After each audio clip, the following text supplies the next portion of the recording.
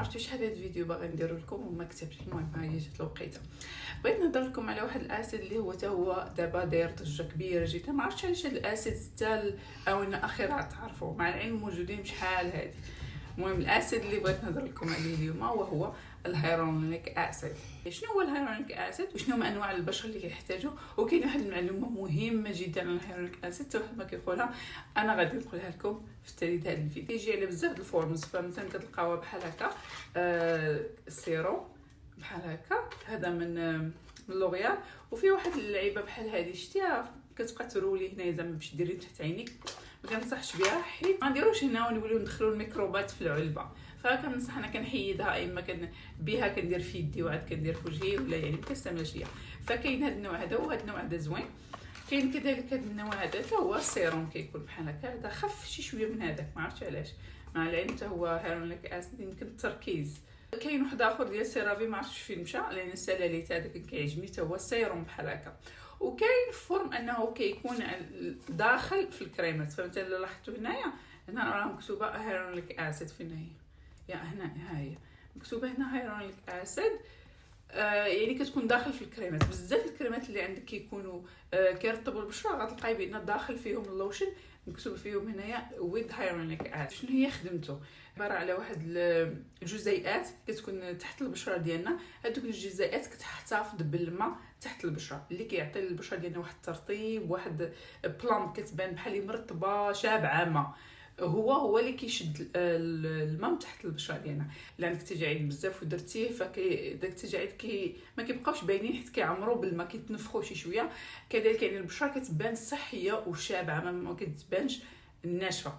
ولكن الهيرونيك اسيد هو سيف ذو حدين. الحد الاول انه كما قلت كيرطب البشره وكيبين البشره مرطبه، والسيف والحد الاخر ديال السيف الى البشره ديالك ما شابعاش ماء، او انت ما شارباش الماء، او البشره ديالك ما فيهاش الماء، فما غيبقاش الماء اللي غادي يحبسه هو تحت البشره، فغيضطر ياخذ الماء من البشره ديالك. هذا بمعناته انه غينشفها. يعني الا استعملتي على بشره ما فيهاش الماء، او انت ما كتشربيش الماء، البشره ديالك غتزيد تنشف اكثر، وغادي يبانوا لك تجاعيد اكثر، وغتكمشي اكثر. فهنايا خاصك تكوني حريصه معاه، يعني ماشي غير شديه وديري على وجهك ناشف، لا. فهو كيخدم على الوجه اللي هو مبلل شي شويه. بحال مثلا انا كناخذ هذا هو غير فيشل سبراي، هذا غير الماء الماء اللي هو مقطر، وكديري على الوجه ديالك بحال هكا مثلا. ما عادي يعني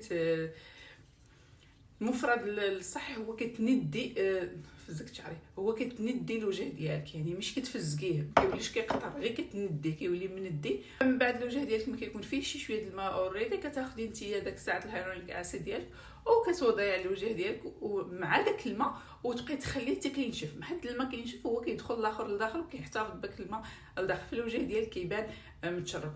الحاجه واحده اخرى اللي ما كتعجبنيش فيه انه ماشي معالج، ماشي زعما صافي غيعالج لك مشكل جافه في البشره ولا نو.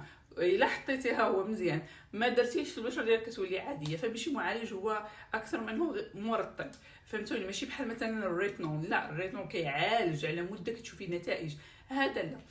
نجيو دابا واش يعني شنو هي البشره اللي محتاجه؟ صراحه البشره الدهنيه، البشره اي بشره تستعملوا، غير المهم الاستعمال الصحيح.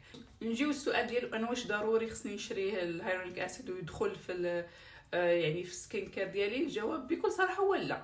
لان كما قلتي الا كان عندك مثلا لوشنز بحال هادو، هاد البراند ولا براند اللي بغيتو، لوشنز بحال هادو فيهم مكتوبه هيرونيك اسيد، او لا كريم او لا شي حاجه عندكم فيه داخل مكتوبه انه فيه الهيرونيك اسيد، ما تحتاجوش الهيرونيك اسيد بوحدو. اخر معلومه اللي بغيت نقول لكم انا ما كيقولوهاش بزاف على الهيرونيك اسيد واللي هي مهمه انا في نظري، انه انا شخصيا كنستعملو لشعري. كنستعملو للشعر ديالي، لانه كما قلنا في الاول هو كيحفظ الترطيب وكيحفظ الماء. فمني كيكون الشعر ديالي يعني الاطراف ديالو ناشفه بزاف فكنستعملو. وإلا بغيتو طريقه استعماله كذلك ان شاء الله نوريها لكم. فانا كنستعملوا كريمات فيها الهيرونيك اسيد، ماشي ضروري يكون عندنا هو السيروم بوحدو. الا البشره ديالنا جافه بزاف وما غنعرفوش نستعملوه. بالنسبه للماء الوجه انا كنستعمل هذا، كنت كنستعملوا الماء، ولكن ما نستعملوش د الروبيني لانه فيه الكالكير وما بغيناش البشره كتشرب كلشي. فخذوا الماء اللي هو اما مقطر او لا ماء الورد المقطر، هو يكون مخفف لان الماء الورد المركز كيأثر على البشره. وهذا هو الفيديو ديال اليوم، نتمنى تكونوا استفدتوا، نشوفكم ان شاء الله فيديوهات قادمه. باي باي.